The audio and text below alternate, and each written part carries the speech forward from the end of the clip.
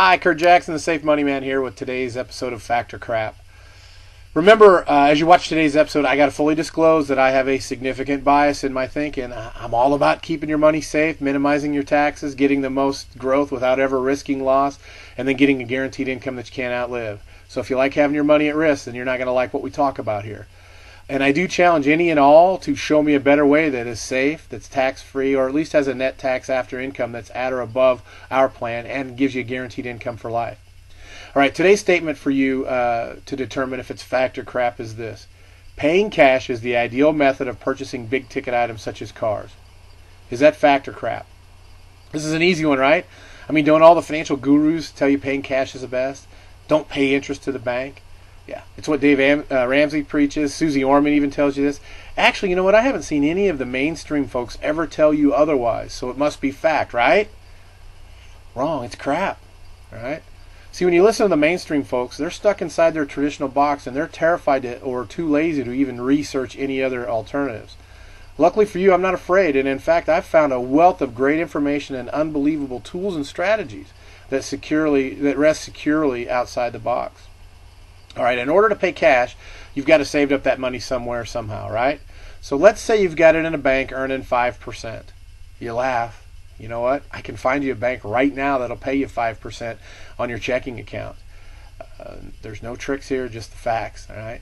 So let's assume you have 20 grand in the bank earning a net 3.75% after taxes, because interest on that money is taxable, and it's taxable at your highest tax bracket, okay? If you left it in the bank, you'd have $24,042 after 5 years.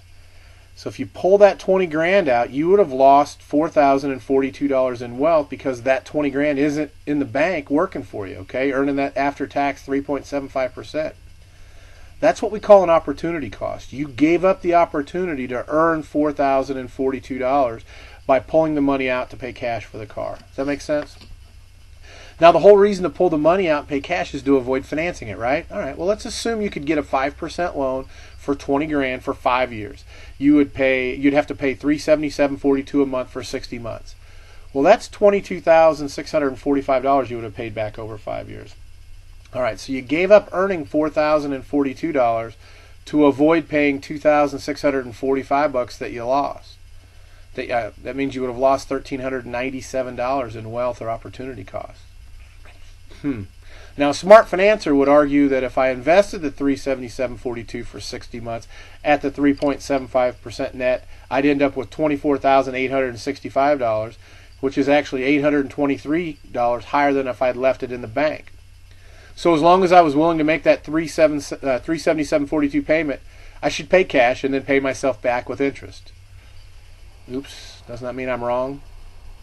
Well, it could be if you didn't know what I know.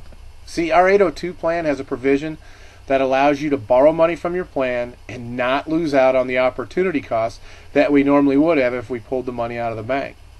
So I could take out 20 grand, buy the car, and it still earns like it never left, as long as I pay it back, okay? But we were agreed to do that already. So if you'll remember from an earlier Factor Crap, the 802 plan delivered an actual 8.38% annual return over 30 years. So if we assume your 20 grand grew, let's just say at 6%, just to be conservative, over the 5 years and inside our safe 802 plan, then the money grows without taxes, all right? So growing at 6% for 5 years, the 20 grand would be worth $26,765. All right, now you'd already agreed to pay back the $377.42 over 5 years. So you still do that. The plan charges you a similar 5%. So in 5 years, you've paid back the 20 grand plus the interest that the plan charged you. But you also earned an extra 6% per year, which was 2.38% lower than the 30-year average. Remember, I mentioned that earlier.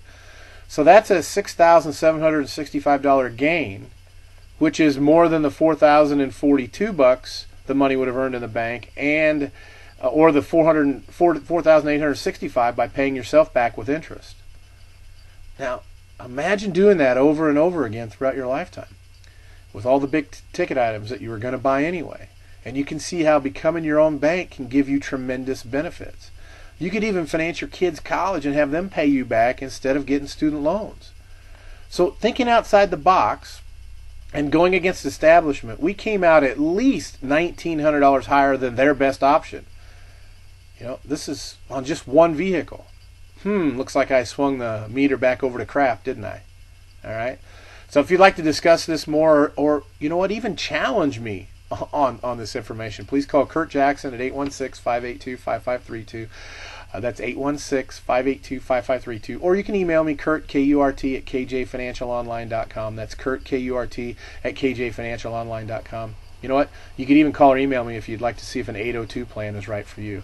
Hey, thanks for taking some time to watch and play Factor Crap today. We'll keep you posted when we're ready to post up another episode. Have a great day. Good luck to you.